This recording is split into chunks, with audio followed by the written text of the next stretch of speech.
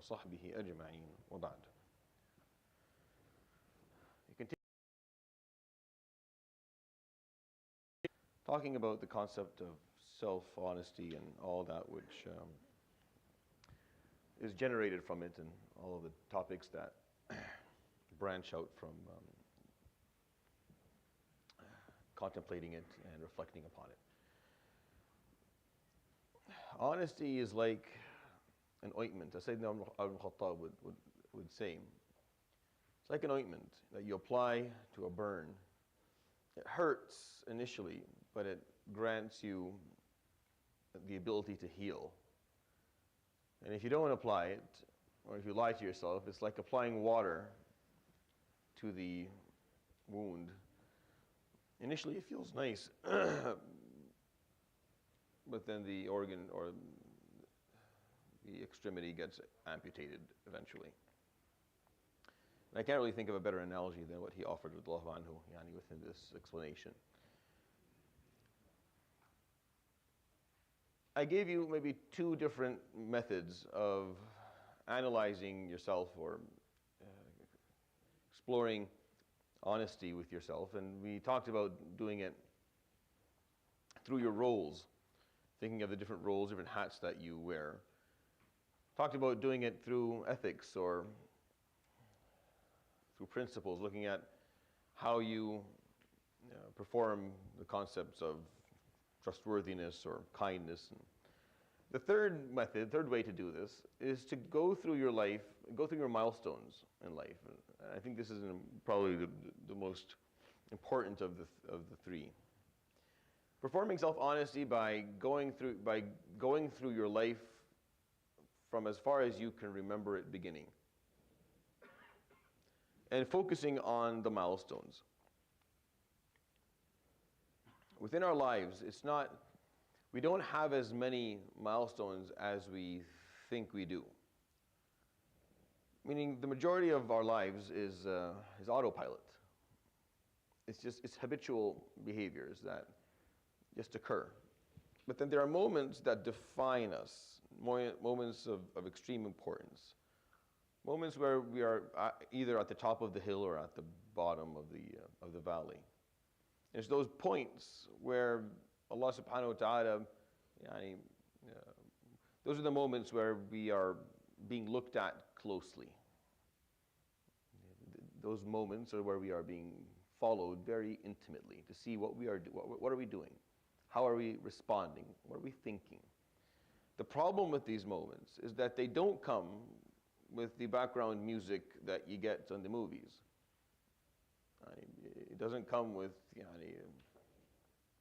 Debussy or Beethoven's Sixth Symphony, where it goes up to that point and then you have to make that decision. You see, when you watch a show, usually there's a lot of kind of background. And then when the important moment comes, usually it announces itself with in life, it doesn't happen. Life, time doesn't slow down and the music doesn't play. Your defining moments are just another moment. They're just another moment in time. There's nothing about it of importance, at least not to anyone else.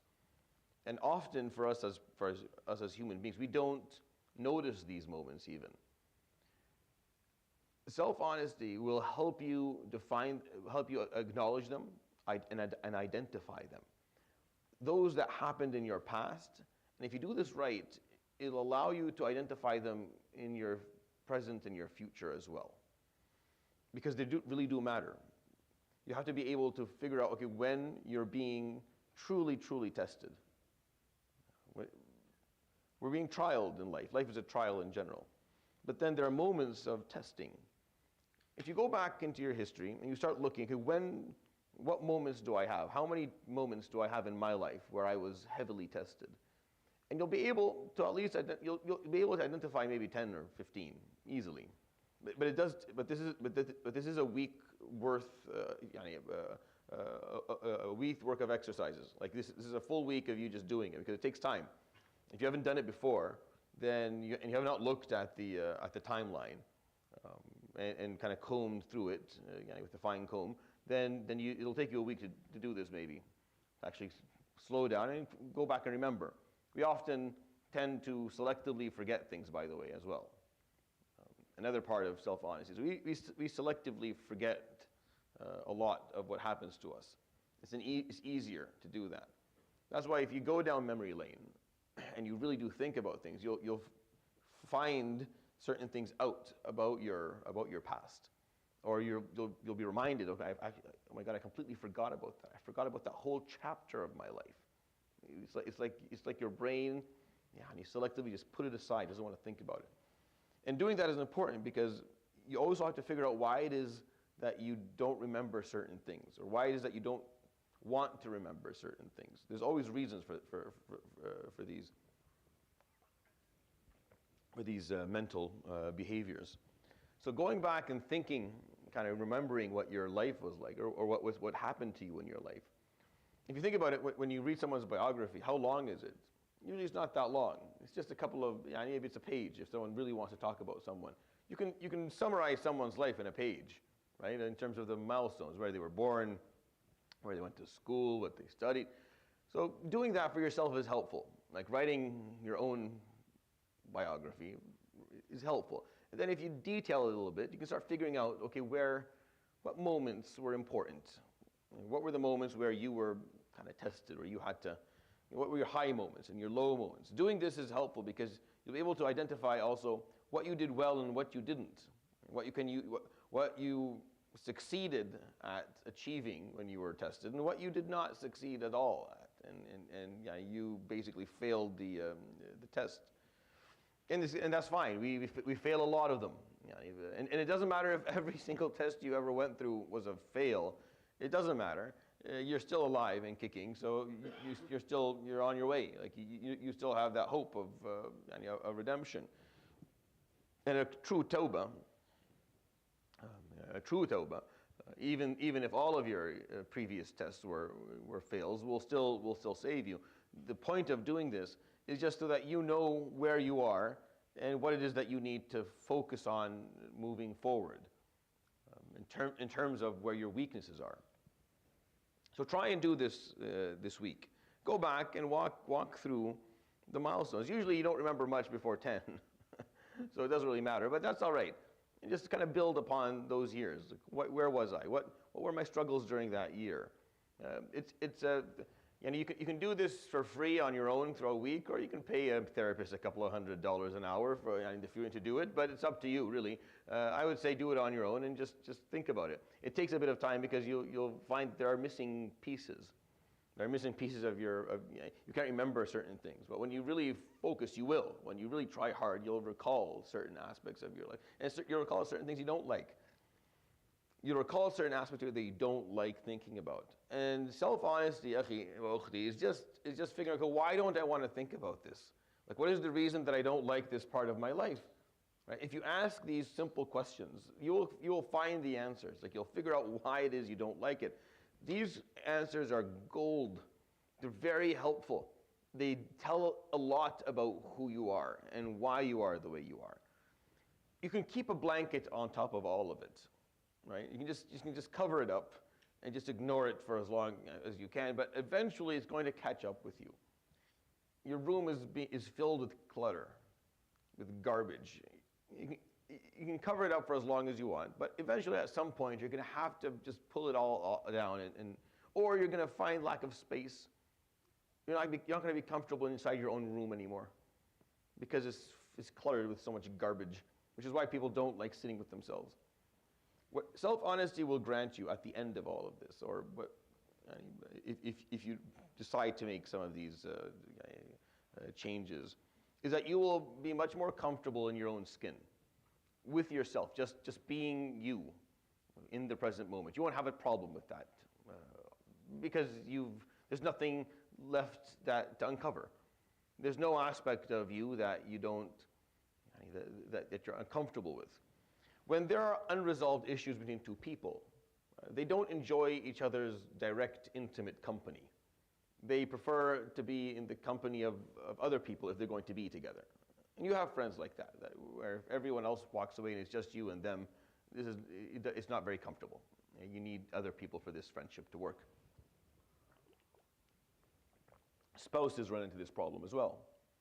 And if they don't work out or resolve issues between them, it becomes hard for them to spend time together, meaningful time, without getting upset or without there being some degree of friction or tension between them. It's only when they resolve. There's no difference.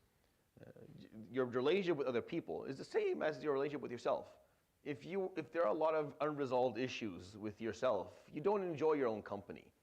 And you don't want to be there alone, which is why people run away from it so drastically and so desperately.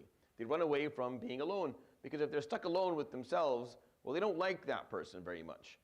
And there's a lot of unresolved issues. So it's not comfortable. So they prefer to be in the company of other people, which is why humanity drinks so much and does drugs and watches TV. It's because if you remove all of these distractions, you're left with just yourself. And if you're not comfortable with yourself, and most people aren't, they're not comfortable with themselves. So they had to do something to kind of ease the pressure and make their environment a little bit more tolerable. When you look at the Prophet ﷺ, you find in a human being, a person, an individual who's extremely comfortable within his own skin. He's very comfortable with himself, ﷺ. Reflection and contemplation was a very easy thing for him to perform. I'm just bringing forward to you simple facts of his character. It's impossible for him, it would be impossible for him to spend the time he spent in Ghar Hira, for example, and doing i'tikaf in his life if that wasn't the case. Who goes at the age of 40 and just sits with himself? Nothing to do. Barely any food even. For weeks at a time, in the middle of absolutely nowhere. Just reflecting and contemplating. If you are not comfortable with who you are, if you don't feel comfortable in your own skin, you can't do something like that. It's impossible. Like that would be a nightmare, an absolute nightmare. But because he had that comfort, alayhi salatu wasalam, that inner peace, he was able to do this because there was nothing, there were no unresolved issues. When you think about it, it's almost impossible to understand. I don't understand it. He's a child born to a world that did not contain his father in it. And then he had to watch his mother die and his grandfather die. And if you think about it, this is a person who suffered from childhood trauma, basically. Severe childhood trauma. He had to work. He didn't go to school, he didn't learn to read and write like most of the noble kids of Quraysh did. You see, Arabs were ummiyin, they didn't know how to read and write. But most of Quraysh knew how to read and write. Like most of the Qurayshi noble families did. That's why Ja'far and Ali, and they all read and they wrote because they were taught. He didn't get that, alayhi salatu wasalam. He was too poor. He didn't have enough money, so Abu Talib couldn't afford to send him to be taught. He had to work, so he worked. He was a shepherd for most of his life, alayhi salatu wasalam. This is just his story, right? And none of that put him in, like he still grew up with someone with great degrees of self-clarity and honesty, right? And because he was like that, he was rarely ever shocked, disappointed with people. When you know yourself well, you understand others as well. You can't understand other people if you don't understand yourself. It's impossible. When you don't understand yourself, you end up with a problem of comprehending other people's reasons for things and also their statuses. That's why the masses either holify someone, like they put them on a pedestal, they worship people, or they absolutely cancel them and hate them. When you don't have clarity on who you are, you don't know how to deal with other individuals. Either you over-exaggerate what you think they're capable of doing, you see them to be beyond what they are, or you see them to be way less than they are. That's why it's not worth in your life ever trying to please the masses. It's impossible. Their opinion doesn't matter to you. They'll cheer for anything, really. Don't be distracted by what people think or what they don't think. Most people don't even know what to think. When you have self-knowledge, when you're able to understand how you are as a person, it makes it easier to understand how others are. And you're less judgmental. And you're less harsh upon others. At the same time, you're not as easily fooled. It's an important thing to have. You don't want to be someone who's easily fooled, who's easily lied to, who can be manipulated by other people because you think something of them that's not the truth. Or the opposite. You miss out on an opportunity from learning from someone because you thought the opposite of them. You despise, you've allowed yourself to despise them. Self-honesty just brings everything to the median. Because now you see, it's not, everyone's pretty much the same. That's why the Prophet ﷺ just wasn't, if he was disappointed in you, what he was trying to do was trying to get you to be disappointed in you. It wasn't that he personally, ﷺ, now had a problem with you. He wanted you to be able to see that you should be disappointed in yourself over this. Like you should hold yourself accountable for this. That's why I'm going to show you this disappointment, just for your own learning purposes, or else you're going to end up in trouble. For example, the story of Halaqah ibn Malik or Sayyidina Usama. Whenever, that's why you find this description maybe 5-6 times in the books of hadith, where تبسم النبي صلى الله عليه وسلم تبسم المغضب or الغضبان. He would smile, the smiling of an angry person. This is how it's described. Like he would smile at you in a way where you knew he wasn't happy with you. So you knew that you hadn't done well, right? And it was still a smile. It was still a smile he offered. And it wasn't really about him expressing, getting off his chest what he needed to get off his chest. No, he just needed you to identify that you didn't do this right, so that you would learn, so that you could be different later on. The examples of performing this activity, I talked a little bit about them last week, and I just want to kind of point out a few things. Sayyidina Ayyub in the Quran from the Prophets ﷺ is an important one, and it's important in terms of the concept of kind of knowing your roles. Ayyub was stripped of everything. He lost everything alayhi salam. Losing everything in life puts you in that raw moment of just identifying your consciousness as just a separate being, as an unaffiliated existence. And that's hard because most of the time we only understand ourselves through the different hats that we are wearing in life. Ayyub, none of the hats applied anymore. He couldn't be a prophet, he couldn't be a father, he couldn't be a friend, he was not a social leader or a community leader. His wealth was taken away, he had nothing left. So what was left is his consciousness. Now, the point of the story is that Ayyub alayhi salam, when you read it, he was perseverant. See, this was the response that Ayyub alayhi salam had to this experience, this horrible experience that he was going through. He was perseverant. He did not become disgruntled. He did not lose his cool. He did not fall into the problem of despair or depression, or he wasn't hateful towards Allah subhanahu wa ta'ala. What he told his wife, because she was getting tired, when he told his wife, إِنِّي لَأَسْتَحِي أَنْ أَطْلُبَ مِنْهُ أن أطلب منه الفرج إذا لم أعش في الشدة ما عشته في الرخاء.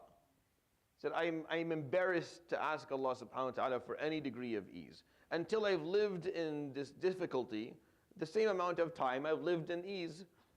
Like I had spent 80 years or whatever in ease. I've only been now 10 years in difficulty. It doesn't make, I don't see it. See, this comes from, this conclusion that he drew. He drew it from his disability. This ability to just look at things in a very honest way. He concluded, I don't think it's appropriate, so I'm not going to do it. And he didn't. And when his wife got upset, and she was a great woman, a woman of great patience and perseverance, when she said something, not really objecting, but just getting frustrated with this situation that they were in, because she was now supporting him, because he was sick, he wasn't able. He said something to her, that if I get better, I'm going to punish you for that word. How could you object to Allah subhanahu wa ta'ala like that? But then when he saw that she had shaved her head to sell her hair in order to feed him, what he said was, he made this dua that we know in the Quran, that he said, Rabbi massani yadurru, right? Wa anta arhamur rahimin. I am in pain. Massani yadurru. I've been touched by difficulty. وَأَنْتَ أَرْحَمُ الرَّاحِمِينَ. And you are the most merciful. He didn't even ask for it. Like he didn't even, this is not even a dua really.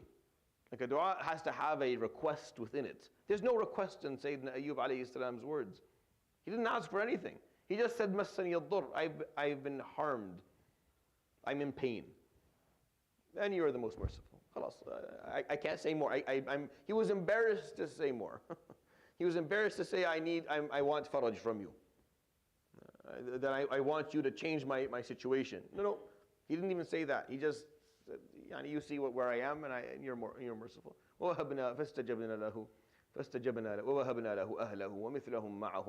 And Allah responded to that, and He gave him back all that he lost. He gave back the money, and he gave him back his health, and he gave take some grass and tap your wife. That way you haven't broken your. He gave him his life back. But when you look at Ayyub's response to his musibah, it's a very interesting one, because what made sense to me is that once he's in this musibah, that he is what? Always making dua. Ya Rab, remove this musibah from me. Ya Rab, remove this difficulty. Ya Rab, give me back Ya Rab, give me back my health. He didn't say it. He never said it. That has to stand out to you. Like you have to be at least a little bit intrigued. That he lost his wealth, he lost his health, he lost his children, he lost his status. Right?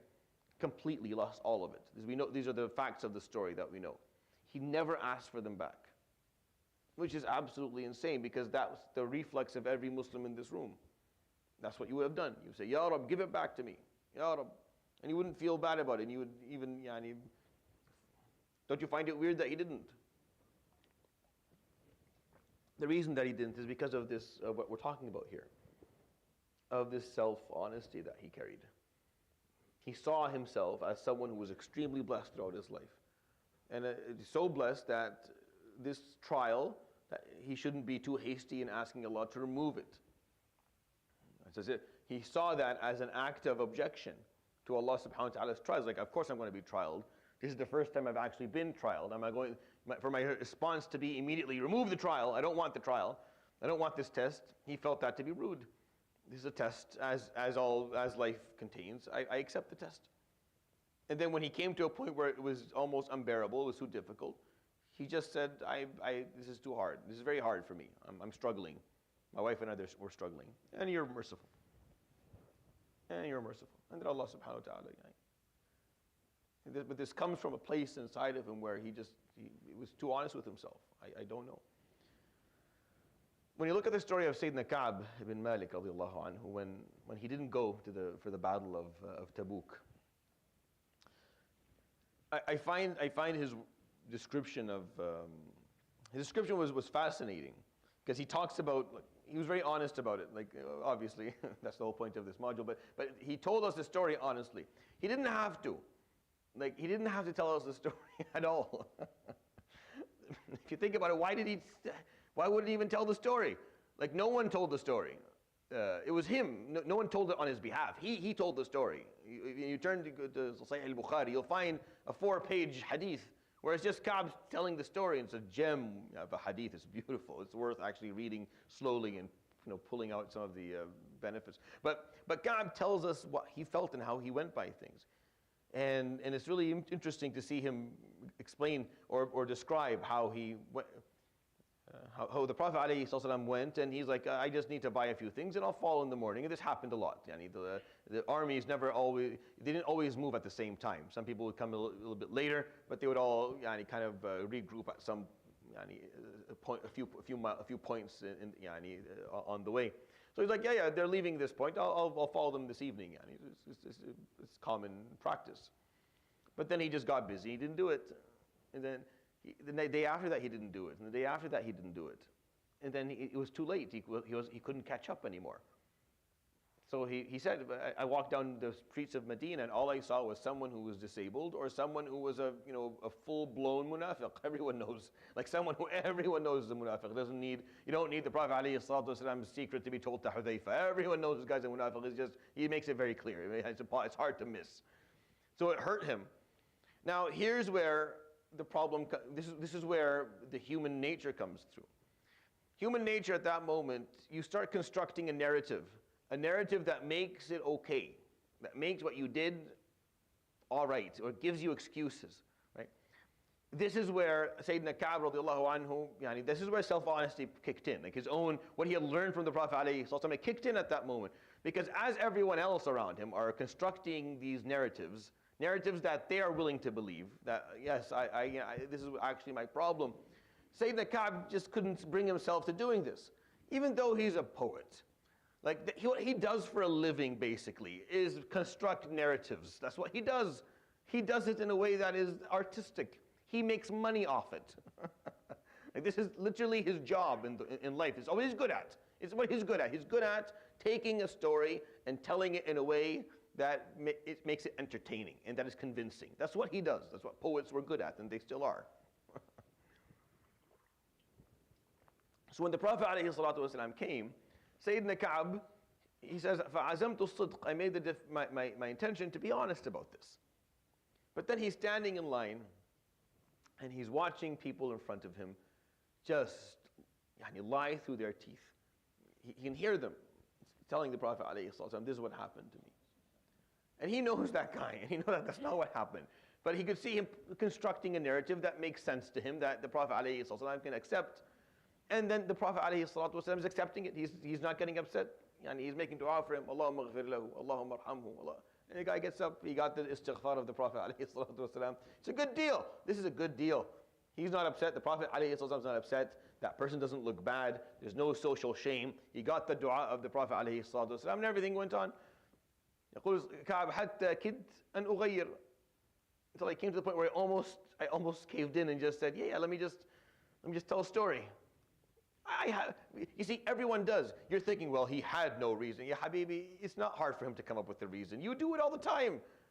You do this all the time. All the time. You do it. We all do it all the time. Where we make crap up just to make it sound better. Just so the story sounds more acceptable. We do this all the time. Kaab could have done it too and convinced himself that, and he probably would have good points in it. But he had that degree of self-honesty where he looked at it, look, yeah, Habib, there's nothing. I could have went. I could have made this work. I didn't. This is the bottom line. I could have made it work, and I didn't make it work. But then he saw everyone in front of him, so he almost changed his mind. But then he said, no, I'm going to do this right. So he goes and he sits in front of the Prophet ﷺ. He tells him, Ya Rasulullah, لو كان غيرك من أهل الأرض إني رجل ملسن. The hujjah, I'm a person, I was granted the talent of gab. I know how to speak. If I was anywhere else, I could get myself out, making you feel bad for me. I could make everyone cry for my story. It's not hard. This is what I could write a great qasida about this. It's easy. But I know that if I lie to you, then it's only time that Allah subhanahu wa ta'ala tells you, and the Jibreel comes and explains it to you. So I don't see the point of lying to you. I had no good reason not to come. I could have done it. So what he does, alayhi salatu wasalam, he hits him on the فَأَمَّا هَذَا فَقَدْ صَدَقَ. As for this person, he's honest. Meaning everyone else was full of it, but he didn't care. Like, it doesn't matter. You see, he didn't judge people, alayhi salatu wasalam. And he didn't care for that. Because you're going to lie to me? No problem. That's how you want to live your life. Ya Rabbi ghfir lahu. Allah ma'akaz, go lie. Live your lie. Live your lie. See what that does for you. But this man came and as for this guy, he get up.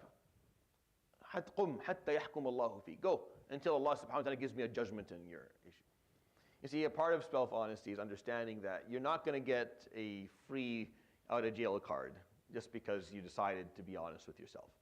You're not going to be granted ease. You see, self-honesty is hard in its own sense, but then what comes next is also hard, which is why people don't do it. It's two difficult things in a row. Usually, one difficult thing, then ease. We're okay with that. But self-honesty is two difficult things in a row. The first one is when you actually sit down, analyze, and you have to tell yourself the truth, which hurts. The second one is that there are consequences to that you also have to live with now. Meaning you have to accept the accountability for what you did, and that hurts again. So it's two slaps in a row. Right? The first one where you slap yourself because of what you did wrong, and then the second one is the consequence. Kaab would spend 50 days, no one spoke to him. Imagine walking into the masjid and everyone looks away. Assalamu alaikum, you say, you don't hear a response, not even someone from the background. You throw it into the abyss and it doesn't come back, no echo. After salah, everyone gives salam to people. You're standing there with your hand out, no one puts his hand in yours. People just walk by you as if you don't exist. 50 days. It's absolutely heartbreaking for him. He almost lost his mind. But before that, after the Prophet ﷺ told him this, he walks out of the masjid, and then the people who are there, they start saying, why did you do this? The guys who lied were hoping to lie. Why did you do this? Fulan, he came and just give him anything, he'll accept any excuse. حَتَّى كَادُوا يَفْتِنُونَنِي, until they almost made me change my mind again. I almost changed, he said, radiallahu anhu, and you have to make dua for him, because he's very honest about the story. He's like, I almost went back and lied. Like, I almost went back and retold my story, because I felt like this was wrong. I shouldn't have done this. I should not have said this. I should have said something different. So he almost went back and just rescinded, took back his statement and gave the Prophet ﷺ another one. But then he didn't. He said, no. This is it. This is the truth. This is the truth. So he stuck to it. For 50 days, no one spoke to him. And then within the middle of those days, Allah subhanahu wa ta'ala threw another curveball at him. Imagine that this became knowledge, public knowledge, that Kaab and Marara ibn Rabi' and Hilal ibn Umayyah, وَعَلَى الثَّلَاثَةِ الَّذِينَ خُلِّفُوا, the three people who were honest. But Kaab tells a story, the other two didn't tell the story, so I can't tell you their experience. Because Kaab was famous, he was a famous poet. Do you understand that he was famous? He was a person of stats. People wanted his autograph, that type of guy, this type of person. These people are almost never honest. And if they are going to be honest, they require a lot of protection, because they don't want to lose their self-image or anything. Right? Because Kaab, his honesty here was of such, it's so significant because of who he was, because of the fact that he was such a famous human being, well known. He was well known to the point where a king of the Manazira up in the north, these people fought the Prophet ﷺ many times, heard about this. So having a poet on your side is a big deal. See, the Prophet ﷺ could have looked for a way to fix this problem, because he's a poet. This is a guy. This is an asset. He is an asset to them. Losing him would be a problem. Would be losing a strong media outlet. You're losing someone who benefits you heavily. But he didn't, again, because it's all about just the truth. So that king heard about this. So he sends Sayyidina Kaab a letter with the royal seal on it, saying, بَلَغَنَا أَنَّ صَاحِبَكَ قَدْ جَفَاكَ فَأْتِنَا نُكْرِمْكَ. We have been told that your friend, Sahibak, and the Prophet ﷺ, has mistreated you, or he does not want you anymore. Come to us, we treat you well. He could have brought that. Put it, how you like them apples? Look, you don't want to talk to me? Look who's after me. And he gets on his horse and just gallops away into the... He was given this just as a true test of his character. Are you truly honest? Are you truly honest? قال فلما أخذت عرفت أن الله يختبرني. I knew this was a test from Allah subhanahu wa ta'ala. فأحرقتها. And I burnt it immediately. Didn't speak about it to anybody. Because he was determined. He was determined. That's why this story, يا أيها الذين آمنوا, at the end of it, اتقوا الله وكونوا مع الصادقين. Be with the honest. You have to learn to be like that. Or you're willing to. The Sahaba had that self-honesty. Self-honesty requires, as you go along with it, you require some degree of guidance. Because you won't always know what to do with your conclusions. You won't always know how to deal with your discoveries. Being self-honest is like being a detective. It's being a detective. You have to be a good detective. A good detective, what's the most important characteristic of a good detective? A good detective who is looking for the truth, because this is why you have to be a good detective, because you're looking for the truth. Self-honesty, what are you pursuing? Right? What is the pursuit here? Is the truth. You're pursuing the truth. The truth of what you have done in your life, where you are and where you're going. You want to figure out exactly where you are. You don't want to tell yourself any lies about yourself. You want to know the truth. So pursuing the truth, you have to be a detective. What makes a good detective is that they're suspicious of everything.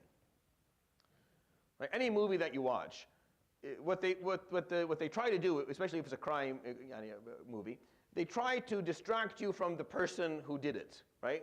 Because it's boring if they make it obvious.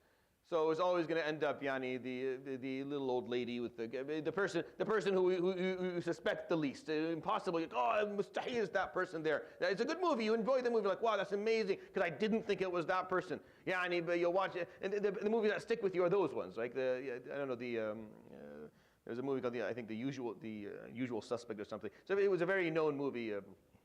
Where the person who's telling the story that is making you extremely emotional is the guy who actually did everything. It's just a good detective is the one who does not rule anyone out. When he comes to the scene, everyone's a suspect. Everyone. The person who is, everyone, everyone's a suspect. That's the only way they're going to find the truth. So self-honesty requires you being a good detective. You have to be suspicious of everything. You have to be suspicious of the things that you believe, suspicious of the things that you've done. If you are suspicious enough, then you'll always be able to remove, and find your lies, and find where you didn't tell yourself the truth, where you constructed a narrative that was filled with. And doing that, you'll find, once you learn to do this, you'll find a lot of, I don't say joy, but you'll find a lot of peace in doing this. And those who offer you later on in life, when you do this, those who offer you feedback about yourself become very valuable people to you. Because that's what you're looking for is the truth of who you are. And you're searching for it, and you're trying to find it. And when someone offers you a nugget about yourself that is negative, you don't feel offended anymore. Because you're like, oh, I've been trying to find this forever. Like my blind spot was I couldn't see it. So you're actually thankful. It's very, people find it bizarre. Sayyidina Umar al-Khattab would say, رَحِمَ اللَّهُ مْرَأً أَهْدَى إِلَيْنَا عُيُوبَنَا. May Allah have mercy upon someone who gifts to us our flaws. Like who points it out, because I'm trying to find them and I'm not able to see it. So if you come and gift it to me, it's like perfect. I don't care about what other people think or what people do. I just care about how I am. So if you offer me something from the outside, if you're watching me from the outside and you see something and you offer it to me, it's amazing. Because now I can take that piece of information and incorporate it into my ongoing work. People who get offended are people who are more focused on the facade that they're putting up front to others than the truth of who they are. Does that make sense? You care more of what people think or what you are trying to elude people to think. You want them to believe something about you. Instead of you caring about your own honesty, what you care about is what people think about you. So if someone points something about you that is negative, you're upset that they saw it. You don't care that you got it, you're just upset that someone saw it. So, because now you have to find a way to cover it up. When you're at peace with you, when you have self-honesty, it doesn't bother you at all. It doesn't bother you at all. When someone says something about you, either it's the truth, so you're grateful, so that you can actually work on it and change it. And it's a piece of information that maybe you lacked and now you have. Or it's a lie and it doesn't make a difference because you don't care. They give you a piece of feedback and it's not the truth, it doesn't touch you because you know you. How do they know you better than you? They don't. You know you more than anyone. So if someone tells you something that's not the truth about yourself, it doesn't matter. But if they offer you a piece, like, yes, that's true. That's what I missed that. I must have missed that. And now you go back and the Sahaba did this all the time. But sometimes they would go a bit beyond, which is why you need guidance as you do this. For example, Sayyidina Abu Darda was a very honest human being. And because of that, he ended up at a point in his life where he was not performing his duties as a husband anymore.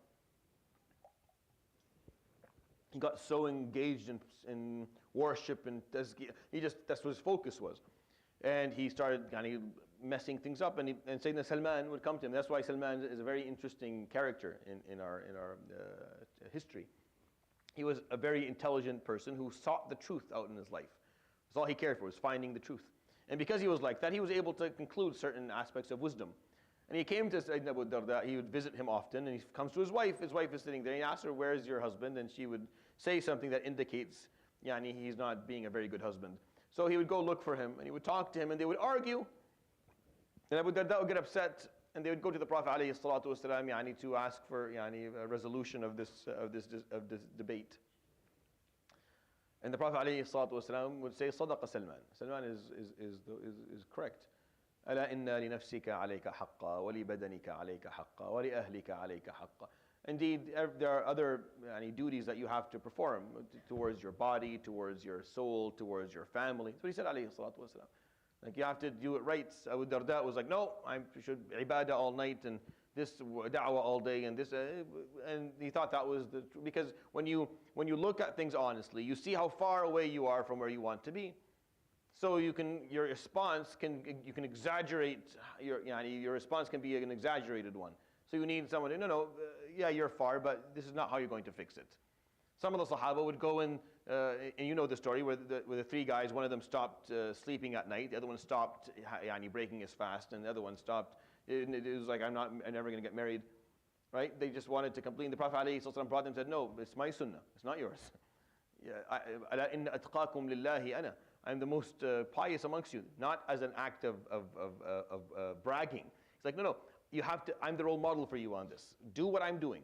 Don't do more. Just do exactly what I'm doing. Even if you're like, it's not as good quality, but don't lose functionality. No, you have to fast some days and break your fast other days. You have to sleep at night. You have to have wives and get married and have children. This is the sunnah of the Prophet. مَنْ رَغِبَ عَنْ سُنَّتِي فَلَيْسَ مِنِّي. If you don't want my sunnah, then you're not a part of my ummah. You have to stick to my sunnah. So he had to teach people this. He had to teach it. Sayyidina Ibn Umar, for example, would come and he would recite the Quran every day. And the Prophet ﷺ would say, and the whole Quran, everything that was revealed of it. And the Prophet ﷺ said, no, do it every month. Ibn Umar said, no, I can do better. Like every 15 days, I can do better. Like every 10 days, I can do better. Every week, I can do better. He said, every 3 days and nothing less. Like, don't do it less than 3 days. Ibn Umar said, لَيْتَنِي أَخَذْتُ بِالْأُولَى. Like Umar said, when he told me a month, I should have just stuck to that, because he was older and he got tired, and he regretted that he didn't take the Prophet ﷺ's rukhsah. Hanzala, you know the story of Hanzala. Hanzala would sit with the Prophet ﷺ, listen to him talk about things, and then he would go home, and it's his house, it's his wife and his children and the goats and the sheep and it's a mess. So one day because of what he taught them ﷺ in terms of reflecting internally on themselves and being honest, he would walk out of his house one day and he would run right by Abu Bakr, and Abu Bakr would ask him, how are you doing, Hanzala? فَقَالْ نَافَقَ Hanzala. Hanzala is munafiq. That's how Hanzala is doing. Hanzala has turned into a full-blown munafiq. So Abu Bakr, he kind of smiles, but he's like, what's wrong?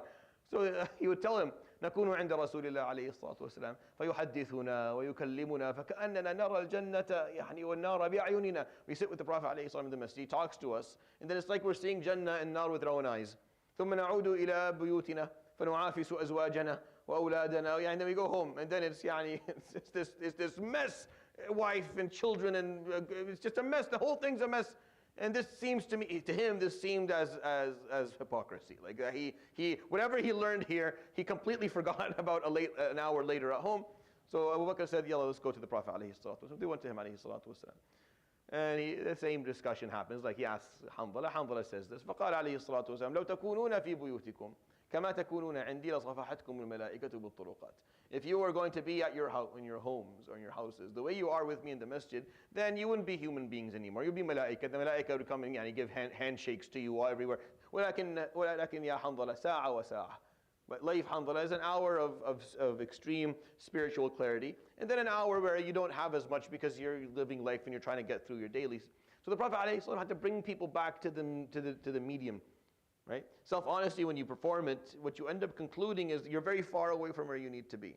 And you're not happy with what you're doing. It's a good thing to have. That gives remorse, that gives humility, that gives motivation to work harder. But then you need someone there to remind you, but here's how you do this. You don't exaggerate the response. You don't push yourself to the point where you're going to harm yourself or get yourself into a position where you're not capable of functioning anymore, and this is where, this is why Tazkiyah requires some degree of follow-up. Or else you get lost, or else you won't know how to respond to these realizations that you're coming up with. Which is why the Prophet ﷺ this is why his job was so different than most of the shuyukh today's job. Like our job today is not. See, the Prophet ﷺ spent most of his time after is bringing people back from the extremes of their responses towards their self-honesty. Like bringing them back to the medium. Nope, bring it down a bit. Go take a vacation more often. Sleep more at night. Have some time off and leisure and stuff. That's what he had to do. He was bringing people back. For us, it's the opposite. Mishana Allah salli. I pray. Just please pray. Can you just pray your 5? Mishana Allah Ta'ala al-Masjid. Just please don't continue to lie to yourself forever. You're going to end up in. So what we're doing is so different than what he was doing, alayhi salatu wasalam. And that's where the struggle comes in. When you have a population of people who are honest with themselves, and they look at their own realities, and they realize how far away they are from where they need to be, then they start pushing themselves harder, and then my job becomes bringing everyone back to the norm, just making sure people don't exaggerate their responses. They don't end up going into bid'ah. Bid'ah, and in the essence of its definition, and this is what really ticks me off, is that this word has been completely stripped from the essence of what it meant. Bid'ah has every example we have in the Sunnah from the Prophet ﷺ is a person who had either had a lot of self-honesty, or someone who had a distorted understanding of things, and their response to worship was always exaggerated. They did something that was going to harm themselves. This is all in the Quran example. Where full celibacy. Full celibacy, they didn't want to have anything to do with women, so they wouldn't distract themselves. This is what bid'ah is where you, and it was given this name, every time you do this, every time you respond in an exaggerated way, and you ruin your own functionality within your deen, because you want to be closer to Allah, that's rejected. Because the Prophet ﷺ was always functional. He never allowed this to put him in a position where he stopped enjoying the simple joys of life, or where he stopped performing his roles. No, he was going to be married, and he's going to enjoy his wives, and he was going to enjoy his children. He was going to do all of these things, alayhi salatu. He's going to eat food, and he's going to go. Bid'ah is when people stop doing that. Every example that we have. So we've lost even the meaning of this word. This is what the word is there to protect us from our own exaggerated response when we look at things truthfully. That's what bid'ah is. It's a word. It's like it's a gatekeeper word that stands there to make sure we don't cross a line. Because if you do this right, if you perform Islam correctly, you will be honest with yourself. And if you're honest with yourself, you will have the urge to want to go and do more than what the Prophet ﷺ did. So this is what those three guys said when they were talking to this collection. Imam Ahmad, the wording is verbatim. قالوا أما رسول الله فذاك امرؤ غفر الله له ما تقدم من ذنبه وما تأخر أما نحن. The Prophet ﷺ, we can't compare ourselves. Allah forgave all his sins, so he can afford not to do these things. He can afford not to have to pray all night and fast every day. This is what they said. They said this. It's not out of evil. No. It's out of goodness. One of the narrations is that one of these three guys was Abdullah ibn Amr ibn al-As, by the way. He was one of them. That was a narration. It could be. These are good people. It's just, so we don't look at this hadith as these are evil human beings. No, they're just people who didn't know how to deal with the fact that we're so far away from where we need to be. And he, alayhi salatu wasalam, maybe we need to do more. No, you don't. You don't need to do more. You don't need to do more than what he did, alayhi salatu wasalam, in his life. He is the role model. You stick to him. Well, I feel like you should do more. No, you don't need to. You just strive to be as similar to him, alayhi salatu wasalam, as possible, and just keep that honesty going, and you'll be fine. You'll be fine. So that's what this word is there to do. It's there to protect us from over-exaggerating our responses when we see the truth, because the more honest you become, the more you're going to conclude that Jannah is an absolutely, there is no price that is worth. It's way beyond what I can pay for. Nothing I do is going to be worth Jannah. There's nothing I do. And what I'm doing right now, the quality is very low. This is the reality. This is the realization you're going to come to. If that causes you to respond in a way where you're not functional anymore, no, bid'ah is a word that will bring you back. But an honest population will do that. And imagine if you had an ummah like that. An honest ummah who took this seriously. Everyone is trying to push themselves as far as they can go. And then people like me, their job is to make sure that we don't allow you to go beyond and harm yourself or harm your family or harm your other functionality, or lose your job, for example, or do something that's going to just make sure we bring people back. That would work. That's a community that will function well. Instead of begging people to put their wealth and begging them to put their time and begging them to show up for stuff, which is makes no sense. If I'm begging you to do this, if I have to repeat this 1,000,000 times, you still don't do it, it means you don't understand what I'm asking you to come and do. I'm almost cheapening it. I'm almost cheapening what it is that I'm asking you to do by asking you so many times and you're not listening. Because you must not understand what it is that we're calling you to do. You must not comprehend how important, how significant it is for you as a person. And that's some of the scholars would, that's why some of the things that we do, like there are scholars who don't like it, who don't agree with our approaches. And for this reason, because if you're begging, then they don't understand what it is, how significant, how valuable, how precious it all is. Because your job has to be the opposite. It's just to be there to regulate, to make sure that they don't go overboard. But this is the reality that we're in today. All right, I'll end with that, inshallah.